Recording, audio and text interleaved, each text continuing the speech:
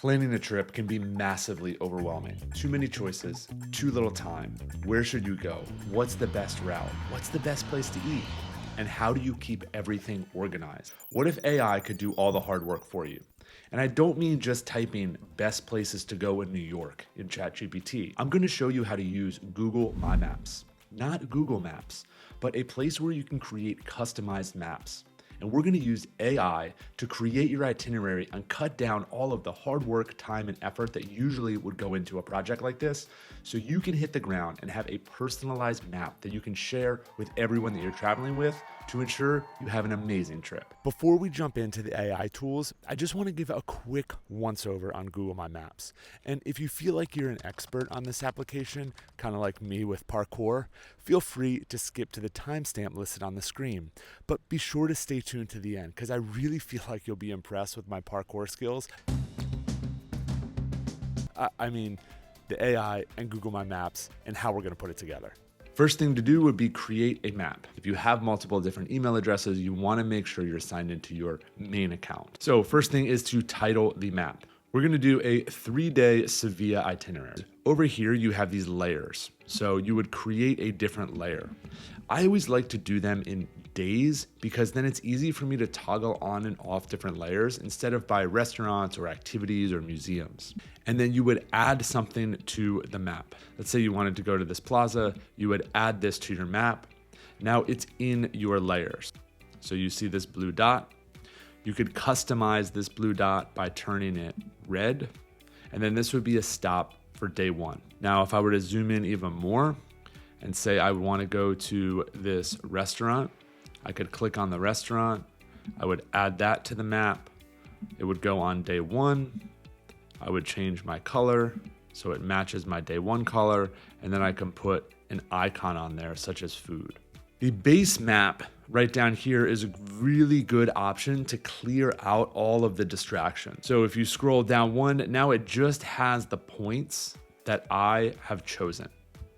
So another way that you can utilize some of the search tools in Google My Maps, up in the top here, you type in best restaurants in Sevilla. Now this gives you a bunch of different options. So what I would do would be to add this one. And as you can see, this is now in my day 2 layer. I could turn off the day 2 layer, add this one to day 1, go in, change the color so it matches my day 1 colors, and then make sure I label this as a restaurant icon. I can add a photo to this, so it could be an image URL, and you can change the name, you can add a description, anything you want. You can get very in-depth with this.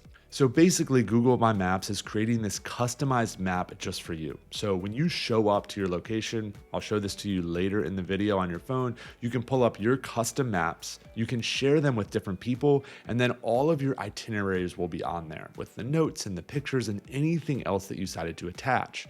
But you can see this would take 2 or 3 hours of research to be able to find the restaurant, plug the location in, pin this location, see what tour you're gonna do. So let's use AI to make this take about 10 to 15 minutes.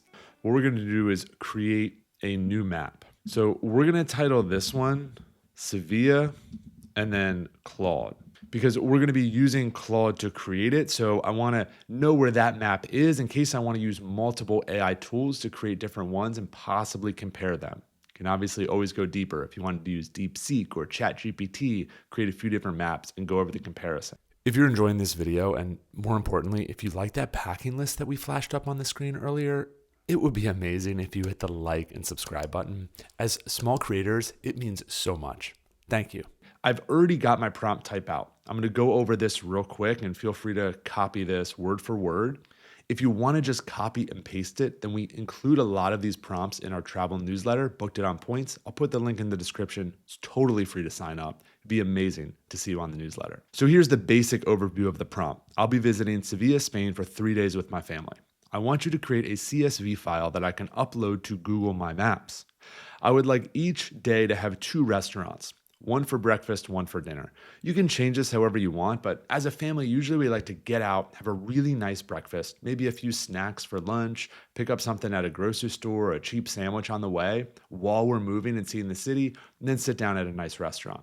Those are things you can change depending on what you want. I also put some restrictions as far as how expensive the meals go. Then I asked for a tour for each day. And I don't know if we're going to do these tours, but at least it'll give me an idea of where they might be on the map, and it'll help me source some popular tours. I asked them to check sites like Get My Guide, Airbnb Experiences. Then I want to put them into 3 different CSV files. This is important for the layers when you get into Google My Maps. I also asked for an emoji icon because emojis make things fun. And then I asked for a column with links to the tours and the restaurants. I also asked for data about each one of these restaurants, which is a really important piece because then you can show up, pull up your pin on Google My Maps, and right at your fingertips, you might have the best thing to order or the most interesting thing about this restaurant. And AI is going to do all this for you. Let's let Claude do its work. Amazing. Real time. That took about 15 seconds. So up here are my files. I'm going to just copy the contents. Don't let me lose you here. Don't be intimidated, but you're going to go to numbers or sheets and just plug in.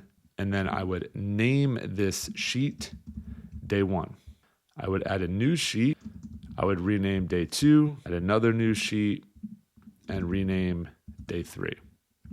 Repeat the same process. All right, so now we have all our files in numbers, and we are going to export this file, export as a CSV file. You can name it whatever you want, but I like trying to be really organized as to where I got the data from in case you want to adjust anything later. Now we're going to go into Google My Maps.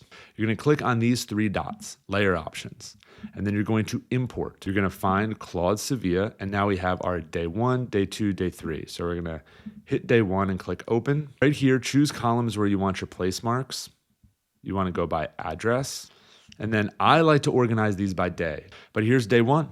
All uploaded and ready for us. So if we click on day 1, we see we're going to start here with breakfast. It's going to be about 5 to 8 euros. It gives us the hours. It has a link for Google Maps if we want to try to find the restaurant. And then it says a little information. Try their churros with chocolate and coffee. Amazing. And then it even included the interesting fact that I asked in Claude. So when you're there, this opened in 1904 and one of Sevilla's oldest cafes with original decor. I personally love things like that while I travel. I mean, who doesn't? You want 1 or 2 interesting facts about the place you're eating or exploring. You don't want to be overwhelmed with a ton of different things. And now this is all laid out there for you. Day 1. Second activity for day 1. And then here is our tour. It's from Get Your Guide. It gives you the price. Look for the gargoyles, the tower, another interesting fact, which is really cool. Let's mess around a little bit with day 2. So we would go to add a layer right here. And then we are going to import, browse, day 2. You want to keep the address, or if it says longitude and latitude in your CSV file, that you want to keep for the location and the placement. But then here, let's go with the type, all right? So instead of day, we're selecting 1, we'll go type for day 2. See how you like that organization? So now this labels it even more clearly for us. So we have breakfast, tour, and then dinner. So for day 2, I could get directions going in my Google Maps with another layer. So what I would do would be to add a layer, draw a line, and then this layer down here would be my walking route for day 2. So I would start on our breakfast spot. I'd want to walk down here to our tour spot, and then after our tour, we'd want to walk back up here for dinner. All right, so you can see down here, this is our layer. We'll turn some of these off. Day 2 and day 1. Turn those 2 off. So we have our directions. If we want to add a destination, click back up on day 2 and add dinner. Just click on our dinner spot. Now it has the 3 sets of walking directions ready for us. And that's just another layer. So we can turn that off. So you got directions. Now let's say you're exploring day 2. You have those directions up there and you're like, man, we're walking a fair amount on day 2. If we go back to that base map, those are some pretty far distances away. What's something between breakfast and the tour that we might be able to stop at? So then you could go back to the regular map and you could say, oh man, there's some amazing parks. So I would go back on the directions. I would add a destination, and then I can just pin this destination right here. So there's the pin. I clicked there, D as my next spot. And if I was like, well, I didn't want to do that after dinner, that's actually on the way from breakfast to our tour, I would hold D and just slide it up. And now the map reroutes itself. So I have a nice little circle walking route for the day.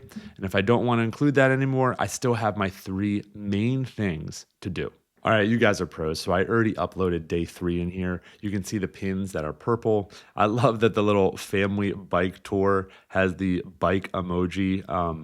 We know we're probably going to get some type of pastry here and then maybe like a sandwich or meat at Bodega Santa Cruz. Now, one thing that is hit or miss. Now, I've tried this with ChatGPT, Claude, and DeepSeek. The links are the only iffy part. So here's one that I didn't change is the breakfast link, and it will take you to a Google Maps dynamic link not found. That happens a fair amount. Can't seem to pull the exact link, and some did better than others. ChatGPT, I feel like, was a little better with pulling dynamic links that worked into the CSV files. I encourage you to try different ones. If there's one that you feel like works really well, please let me know in the comments below. But now you have 3 days mapped out in Sevilla and plenty of different ways to mess around with this. Now you have to design these on the desktop, but they easily transfer to the phone. Let me show you how. So first thing you're gonna do is just pull up Google Maps. Then you're gonna go down to the U column and scroll to the bottom. You'll have 3 things: timeline, following, and maps. Click on maps. Here are the maps that we have saved. So I'd go into that top one, Claude Sevilla, and we can see that I have all of my pins in here. Dynamic and interactive, day 1, Sevilla, Claude. I can get directions right there if I wanted to, or I can view the map legend and take off the directions, take off day 3, take off day 2. I would just see my blue dots for day 1. If I click on day 1 dinner, I can log in and see what to order. I'm gonna order a spinach with chickpeas or pork cheeks. I see the hours that it's open, the price range, the address. This is the dinner, and my interesting fact. There are my directions for day 1. Another thing you can do is share with family, friends, or anybody you're traveling with. You can airdrop, message, mail. It will send a link that they can pull up that's interactive to see what you've planned, what you've done with all the notes already in there. There's still more research to be done if you want to nail your trip in. But if you have this loosely planned with a couple ideas of what to do, I find it really helpful, because by far the best way to experience a new city is to try to talk to as many people when you're there. Whether it's people that are visiting or locals, it doesn't matter. You will be guided in interesting and new directions that AI will never be able to take us to. AI can give you this loose itinerary built around places and facts that are really interesting. So I encourage you to try to use this, but if you have any other tips on how to use AI or how to get to those amazing, cool, hidden restaurants when you travel, please drop a comment below. I would love to hear about it. If you enjoyed this video, I think you'll really like this one, where I break down cheap travel destinations where you can go to that will not break your bank, but still have an amazing experience. Or this video, where I talk about a really inexpensive carry-on bag that costs about $25 that I think works really well. As always, thanks for being here. If you hit the like and the subscribe button, it would mean so much.